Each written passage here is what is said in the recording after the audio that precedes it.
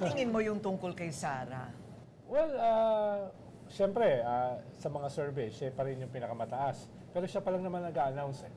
Usually, nakakatulong yan sa pag-increase ng iyong numbers kung ikaw pa lang ang nag-a-announce. Tignan natin, in the next few weeks, kung may iba pang mag-a-announce, baka makabawas yun. Hindi ba masyado maaga siya nag-anunsyo? Well, yes and no. In the past, yan yung tradisyon. Mag-announce ka later para hindi lahat ng banat na sa'yo. Correct. Pero lahat kasi ng banat nasa kanya na eh. At ikalawa, gusto niyang i-rally yung kanyang troops. At ikatlo, iba kasi yung itong panahon natin ngayon eh. Lahat ng problema nagsasalubong this year.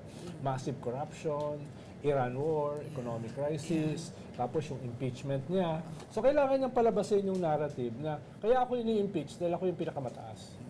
Kaya ako ini-impeach dahil ako yung pwedeng manalo sa 2028. Pero nakaka-apekto po ba yun sa impeachment niya?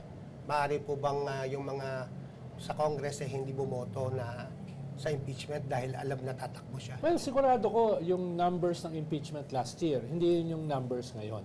Mas malbaba. Yung iba dyan matatakot. Pero halos sigurado ko rin, mananalo yung one-third. Sa Justice Committee, 54 na yung bumoto eh. Para, Isa lang ang hindi. para siya ay Tsaka, para ituloy yung ituloy, impeachment. oo. So, kailangan mo na lang 52. Kaya most probably ay mananalo yung impeachment. Ibang labanan sa Senate, Senado. 2/3 ang kailangan. Yes, Yes. oo.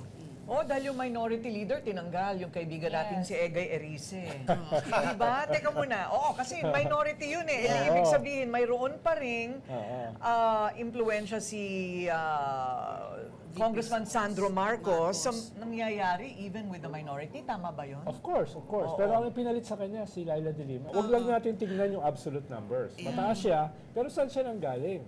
Almost 90% yung approval rating na before. So, Ngayon ang lahat eh. decreasing. So, Decreasing. hindi automatic na yan ay sure na sa 2028. Huwag niyo kalimutan, si Binay, nung second half ng kanyang term, mas mataas pa siya kay Sara. At tandaan, hindi pa lumalabas ang mga bank account. Ay, Diba? correct. Pag lumabas yung mga ebidensya, sa palagay mo, mayroong malaking epekto yon sa kanyang numero kung compelling o talagang kakumbinsi-kumbinsi yung corruption sa 160 million? Definitely, dahil indicatively, nilabas na yan ni Senator Trillanes at ni former Deputy Ombudsman Carandang several years ago.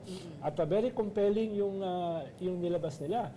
Hundreds of millions, even billions sa bank accounts na wala sa SALN. Diba? Yun, unang kasalanan yun. Ikalawa ay galing daw sa mga drug lords and pogo lords. Oh, wow. So mapapatunayan yan pag nabuksan ng AMLA yung kanyang bank accounts at definitely tatamaan yung kanyang numbers at yung kanyang support base. Kung sakali, ewan ko, knock on wood, kung mamatay ang dating Pangulo, yun ang kinakatakutan rin bagong 2028, yung sympathy votes. What if that happens also, and we know that he's 80 years old, what are the chances? Ang tawag dyan, necropolitics. Necro, patay na, necro na. Well, depende kung kailan mamamatay. Necro, patay. Yeah. Ano, Grabe ano naman. sabi? Depende kung kailan mamamatay. O kung before. Kung mamamatay yan before the Before May, election, yes. siyempre, game over na. Kung for mamamatay later, earlier, ngayon, Oo. baka ma-mitigate yung impact niya. Correct. Ay, Kaya nga sinasabi. ginagamit na nila ngayon yung kaso sa ICC to gain sympathy votes kay Right. Sara. Yeah. Hindi ako haharap, hindi ko i-recognize yung korte na yan, no? Dahil kinidnap ako. Ang target nun ay makinabang si Sara.